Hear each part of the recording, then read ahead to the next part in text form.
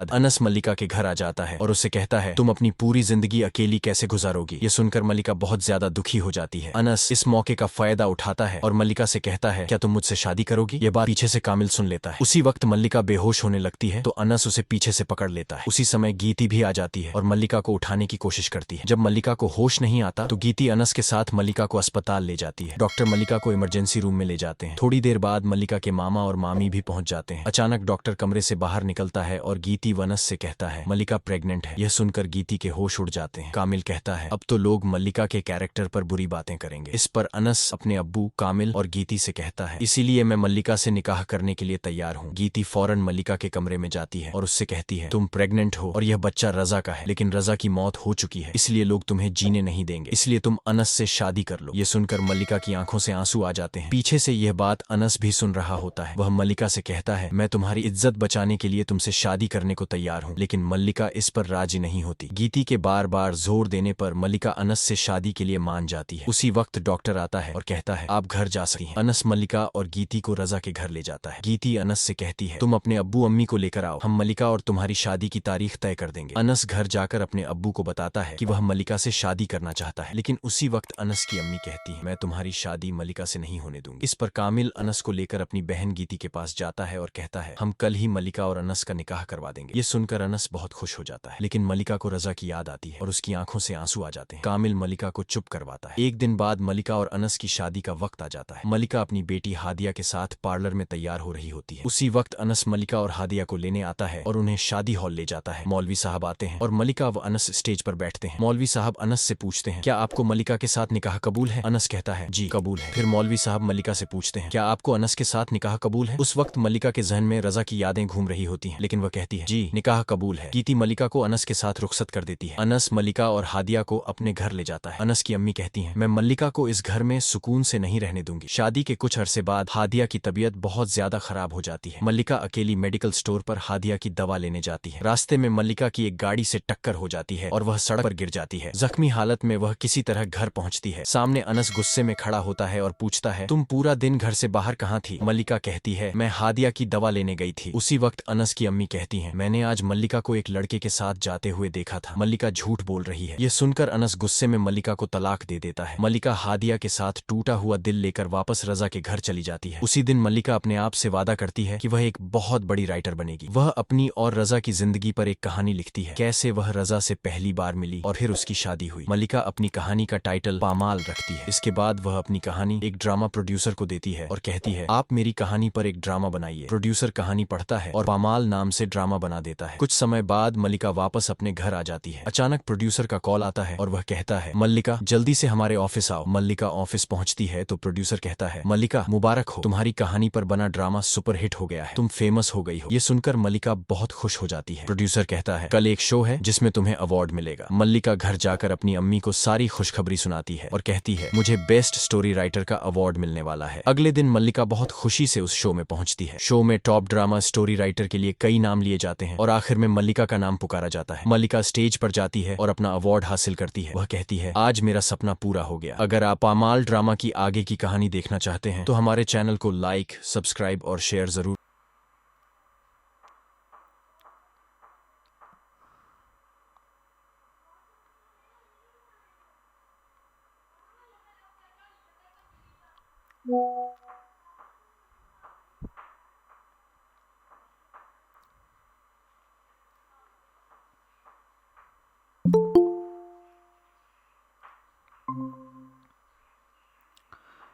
अच्छा जी, कल मैंने आपको कुछ असाइनमेंट दी थी, उसके बारे में डिस्कस कर लेते हैं। ठीक है, कि वो असाइनमेंट आपने कैसे बनानी थी। कल आपको क्लास 10 मैंने सेंड कर दी थी, बाकी जो 1 to 9 है ना वो भी आज लिंक शेयर कर देता हूँ।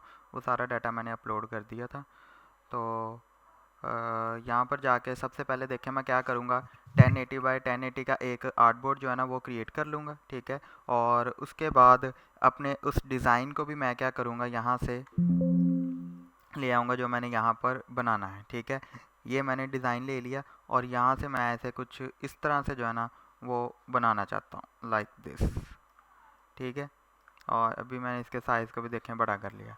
अब देखें ये कितना आसान काम था। सबसे पहले आपने जब भी कोई इमेज लानी है उसे आपने करना है एम्बेड, ठीक है। एम्बेड करने का क्या मतलब होता है कि ये इमेज आपकी रास्टर बेस है, ठीक है, लेकिन इलस्ट्रेटर क्या है, एक वेक्टर बेस सॉफ्टवेयर है, जिस वजह से आपको मैनुअली उसे बताना पड़ता है कि ये इमेज भी आपके फाइल का पार्ट है, ठीक है। अब देखें, सबसे पहले आपने ये वाली जो शेप है ना, ये इस तरह से बनानी है।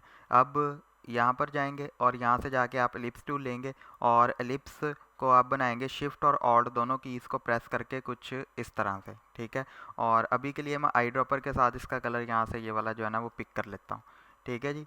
कुछ इस तरह से ये आपकी बन गई है जी। यहाँ से अगर आप देखेंगे तो ये बन गई दरमियान वाली शेप। उसके बाद आप क्या करेंगे, ऑल्ट की के साथ इसी की एक डुप्लीकेट ले लेंगे, ठीक है, और इसके भी साइज़ को छोटा करके यहाँ पर कुछ इस तरह से जो है ना वो लगा देंगे। और इसको जो आप स्ट्रोक है वो कौन से कलर की दे देंगे जी, वाइट कलर की, ठीक है। ये आपने यहाँ से इसे दे दी है स्ट्रोक, और स्ट्रोक की वैल्यू को आप यहाँ से जाके बढ़ा देंगे कुछ इस तरह से, ठीक है।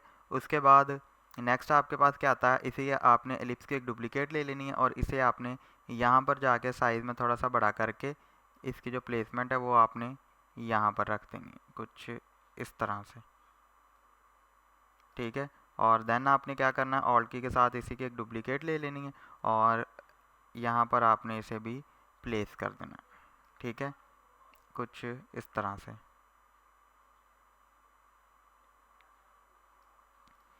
ठीक हो गया। तो ये देखें कितना आसान काम था। अब आपने क्या करना है, सिर्फ और सिर्फ टेक्स्ट ही जो है ना वो टाइप करना और इमेज के अंदर ये सर्कल के अंदर इमेज को क्लिप एंड मास्क करना है। अब इमेज भी मैं ना कोई ग्लास के रिलेटेड इमेज ला